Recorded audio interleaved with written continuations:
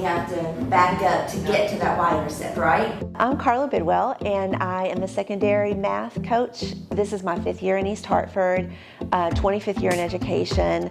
My main job is to support teachers in whatever way that looks like. So I go to IDT meetings where we work on planning units, planning lessons, but I also support them in the classroom. She's a wealth of knowledge, and she does what it takes. If there's a teacher who is struggling with teaching Algebra 1 for the first time, she's going to be in their classroom supporting them with instruction.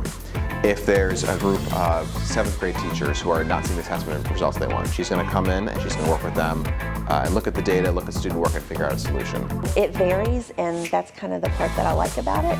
I love my job. Like, our teachers here at East Hartford, our math teachers, are amazing. So it's really fun just to be in meetings with them and work with them.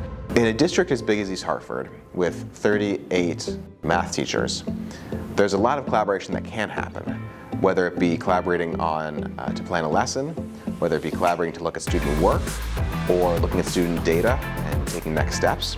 But it doesn't happen automatically, and Carla is really the catalyst for that collaboration. I feel like if the teachers are well supported and they're confident in what they're doing, then they're less stressful.